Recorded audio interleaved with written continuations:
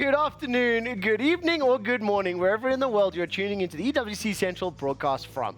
I am still Quickshot, your host, and I've kicked off my merry band of kids after the Chiefs lost that game to Space Station. I especially got rid of my North American colleagues. Now, I have replaced them with one, I believe. And what we're about to do is have another special interview, this time with somebody in the Rocket League community, somebody who's a content creator, who's a particularly good player, significantly better than Gibbs, and his name is Mizu. Am I saying that right? Yeah, Mizu. What's going on, man? Mizu, thank you so much for taking the time to join us. Yeah. I mentioned just before we went live, we've got a bunch of games, we've got experts, our community is a mixture of them all. So could you look at camera number one and just introduce yourself and tell our viewers where you're from, what you do? Absolutely. What's going on, guys? I'm Mizu. I'm a content creator. I also play Rocket League like semi-professionally, so I have about 14,000 hours in the game. I'm SSL. I'm top 100. So I would like to say I know ball, and I can have some opinions. I like that. You know? I like that. 100%. Okay. So, well, listen, before we dive into any of the esports stuff, when we have guests on the show, we speak to CEOs, we speak to team representatives, we speak to players,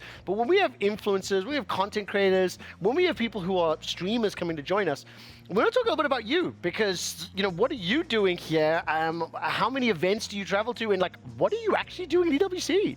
Yeah. I mean, well, I travel to basically like every Rocket League LAN. I just love showing up at the LANs, watching the games, meeting the fans, and just being around Rocket League in general. I mean, I love the game. I'm not gonna lie. I love Rocket League. Yeah. So honestly, the more that I can get involved with it, the better. So. Well, listen, just before you joined us and before the ad break, Mizu actually stepped into our studio as we were co-streaming that final game. Yeah. And you saw the Commonwealth couch. It was two British boys and myself, South African, sitting across from the North Americans.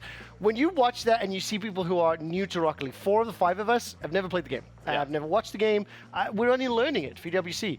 What does that do for you? How does that feel, seeing that love? It's super cool, because I think Rocket League's one of those games that's just very easy to digest. It's very easy to watch. Like, sometimes I'll try to watch like another esport as someone who hasn't played, and I'm like, I don't know what's going on. Yeah. But Rocket League's one of those games where I'm playing in a tournament, I can send the link to my grandma and she can keep up, right? Because it's just so easy to watch and follow along. So like, to see you guys not like understand the game really, but be able to follow along, get passionate, is super cool, and it's one of the reasons I love Rocket League. It's awesome to hear. Now, something that the gentleman that's on our show is a member of the core Rocket League broadcast team. His name's Gibbs. We'll talk about you and him in just a second. But he was telling me a little bit about the map or the pitch that always comes up in the Game 5 or the Game 7, the final.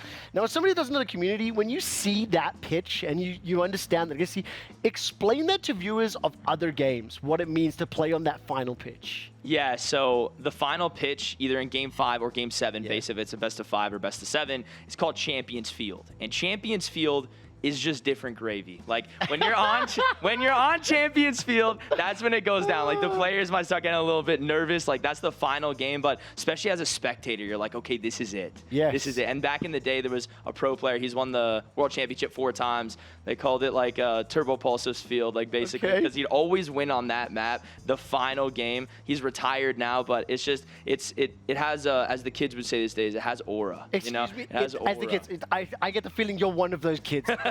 Don't look me in the eyes and go, as the kids would say, old man.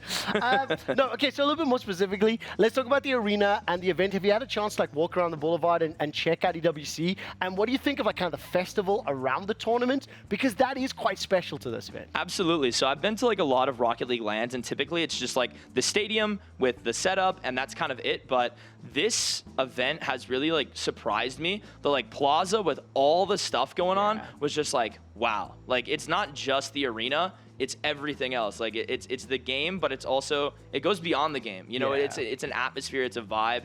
It's really, really cool. I've never been a part of something like this before, so this is really a lot cool. of fun. Can I ask now, as somebody that's been around and kind of watches this, and you mentioned some of the esports, what is your exposure to all the esports titles, and how does it feel to have Rocket League sitting, side by side with Tekken 8, with ESL R1, with PUBG, and last week FC, we've had Dota, we've had all these other titles. Yeah. As somebody who's part of the core Rocket League community, to see it next to these other titles, what is that like?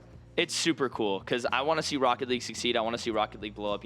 I think it has what it takes to be the biggest or one of the biggest esports in the world, because again, it's just so easy to consume. So to see it at an event like this, with all the other titles, I think it's really, really awesome. And so I love to see just Rocket League be involved with everything, because I think more people should really start watching it. It's such an awesome spectators esport. It really, really is. And it's one of those things where, again, the physics of the car, significantly more challenging than you might assume, actually, and understanding it. Let's turn to the tournament for a tiny moment. Before we talk about the teams, you shared a personal story with me just moments before we went live. And you said that you've had a run-in with Gibbs. Yeah. Bearing in mind, he just insulted my team, Chiefs, okay? So Yeah. what's your relationship to Gibbs, and how mean was he to you? So Gibbs wasn't really mean to me, I'm not gonna lie. So it's kind of funny now as a content creator, because I really hopped on the Rocket League train a bit late. Like, I played the game since it came out, but I didn't start taking it seriously until a bit later. So I had to really catch up with a lot of the creators and pro players to get good. So it was funny, my first event was actually in LA about 2 or 3 years ago. And so I met a lot of the creators, I met someone like Gibbs as well, but I had to wait in line to do it, to take a picture. And nowadays, like, I just talk to them like they're my friends or whatever. But it's funny because none of them remember taking that picture of me, but I'll show them. I'll be like, hey man, I took a picture with you before you even knew who I was. The thing is, it's super cool. I will say this very quickly. It is something that I've been around a long time in doing content and stuff. As long as you are passionate and you care, it's amazing to do this. Yeah. I'm going to give you an opportunity that maybe you haven't done before. So on one of the official broadcasts, right, you're now sitting here with me.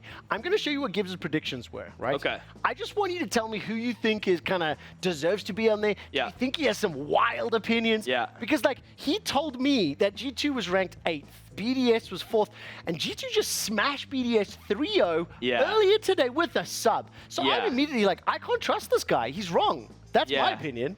Yeah, so I'm quite opinionated about this.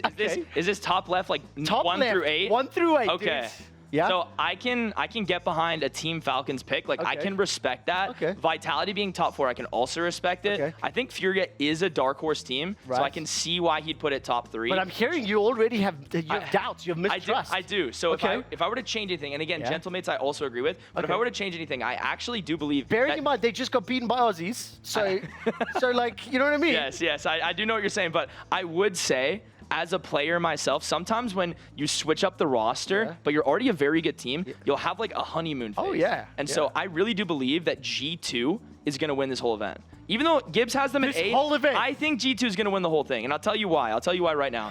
Because while they might not have beast mode, right, they do have Nas. Okay. And Nas is hungry. Could you call Nas nasty?